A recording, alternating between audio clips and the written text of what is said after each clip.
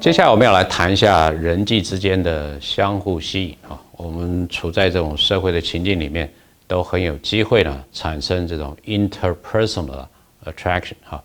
那我们会谈到几个不同的因素哈，包括说外貌的它的这个吸引力哈，还有接近性、熟悉度、彼此之间的相似的程度，以及所谓的移情的作用哈。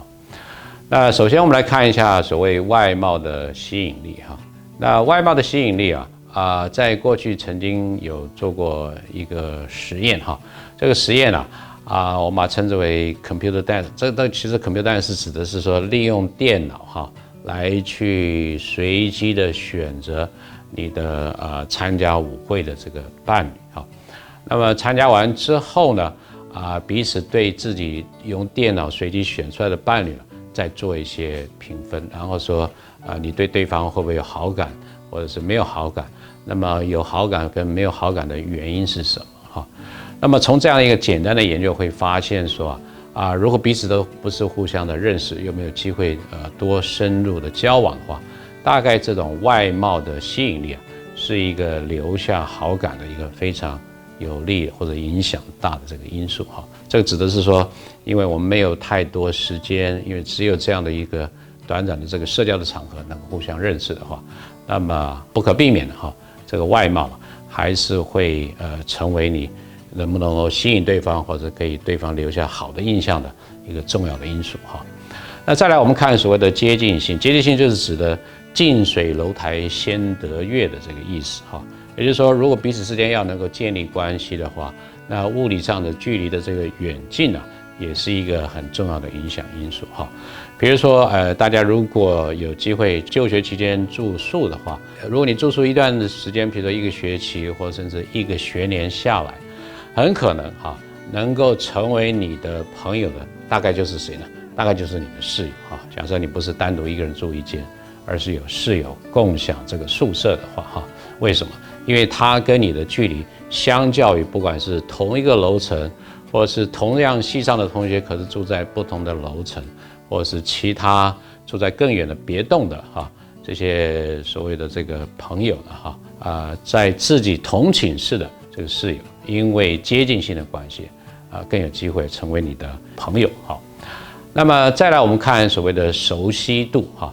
那熟悉度跟刚才提到的接近度是有一定的关系的因为你如果能够接近的话，其实就有机会多让你认识对方，产生这个熟悉度基本的一个倾向就是对于熟悉的事物我们通常好感的程度会比较高我们在前面谈到有关于情绪的这些历程的时候，也提到一个实验，就是利用所谓的曝光效应叫 mere exposure effect 就是说即便你不要跟对方有正式的这个互动，但是只要接触多了看到多了，听到多了，多次之后的接触以后呢你也会增加对他的这个好感所以就所谓这个 familiarity breeds liking 就是熟悉了之后呢，就会带来培养这个好感这种好感的这个效果不仅是在人身上如此在动物的身上也是如此你甚至可以让这个老鼠习惯的听莫扎特的音乐，或者是 Schoenberg 另外一位这个俄国的著名的这个作家的音乐，听久了之后呢，他们对这些音乐也会展现出来他的好感的这个程度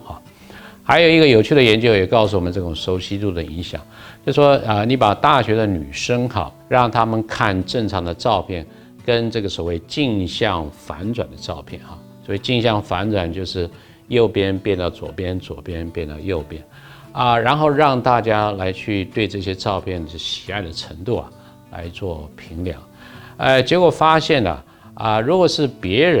人对你自己的照片的评量，可能是根据你的正向，你的这个一般正向，左边在左边，右边在右边的这样的一个照片来评价你的喜欢的程度。可是自己对自己的照片却会是对那个镜像反转的照片来反映你的喜好的这个程度。为什么会如此那可能原因就是大学女生可能更重视自己修饰自己的外表，也经常有很多的经验那么对着镜子看自己的形象，所以你更熟悉的也许不是自己的正向，而是自己的镜像哈。那么这个自己的镜像看多了、熟悉久了，那也会产生这个好感啊。所以我们从这个刚才的熟悉度还有接近度啊，大概可以给大家一点点的这个小小的提示哈，或者叫人际关系的 people， 那是什么呢？如果你一开始对于你倾心的心仪的对象没有办法获得他的芳心哈，或者引起他的注意的话，不妨善用这个接近性跟这个熟悉度，也就是呢，利用经常的出现哈产生的曝光的效应，熟悉之后呢产生的好感，这个也是一种勤能补拙的这个策略，来让你这个赢得对方的这个芳心。我们这张图就可以让大家看到说这样的一个效果，就是说对同样的照片哈，我们如果接触的次数越多越熟悉的话呢，我们觉得它吸引的程度啊，或者好感的程度啊，也就会随之而增加哈。那么再来就是相似性，相似性，我想这个大家都蛮能够体验或者是同意这样的一个想法啊。华人有所谓的这个门当户对的这种观念哈。当然，我们把这个门当户对呢不需要做太狭义的解释，而可以把它扩大解释为在各种人格的特质、你的学经历啦、生活的经验啊、你的兴趣啊、嗜好啊、喜欢做的活动呢等等哈。那这样的一个大的这个范围之间，如果你跟你的对象之间或你的朋友之间，如果有高度的重叠、有高度的相似的话，那么也会增加彼此的好感哈。那么再来，我们谈到所谓的移情作用。移情作用就是说当我有机会认识一个新的朋友、新的同学，而这个新的同学或者新的朋友，让我想起过去某一位对我而言非常重要的人物。那如果我对这一位亲近或者熟悉的人物有好感，那么我对这位新人，因为他跟他也很相像新的同学也跟他相似，我也会对这位新的朋友、新的同学会有比较多的这个好感。当然，如果不幸你对原来回想起的那个人，大多都是一些负面的这些感觉的话呢，那可能这个新的朋友或者是同学呢，也不会引起你的好感。那这个是我们讲的移情的作用，也就是说，你对原来所熟悉的一个人物对他的情感会转移到现在你新认识的朋友或者是同学，因为他们彼此间长得非常的相似，或者让你想起的以前的这样的一个对象那这张图就是来表示说，在这个左边你可以看到，就是我们让这个实验组的这个受试者遇到的这个人物呢，或者是跟他过去有一个比较正向的连接的人很相似，或者是跟过去跟一个比较有负向连接的人很相似，那就会很清楚的产生这个移情的作用对这个正向连接的，你会对这个新人有好感；对这个有负向连接的，你的这个新人或者新朋友呢，就不会有那么多正向的这个好感那相对的这个控制组呢，就没有这样的一个效果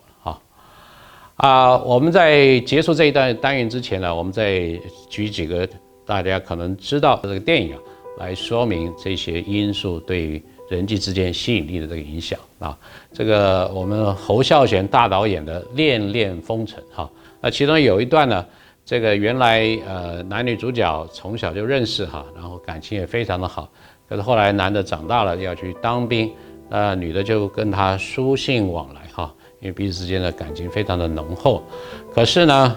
这个书信往来的这个结果呢，却促成了每天送信的邮差和这位女主角呢产生了恋情，然后这个就让这个男主角呢产生一种兵变的这个状态。这个就是我们讲的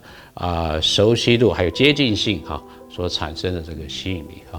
那另外还有一部这可能大家并不是特别的熟悉，但是在20-30年前呢很轰动的一部电影这个是美国的大导演这个 Francis Coppola 就当年拍《教父》的这位大导演，另外拍的一个叫 Dracula 本来是德古拉了那么中文翻译成真爱不死。那这个真爱不死它就是跨越时空的德古拉伯爵原来是在十字军东征的住在这个罗马尼亚的这样的一位伯爵那么他的夫人因为敌方的讯息误传，以为他已经战死沙场，而为他殉情自杀然后经过了几百年之后另外一位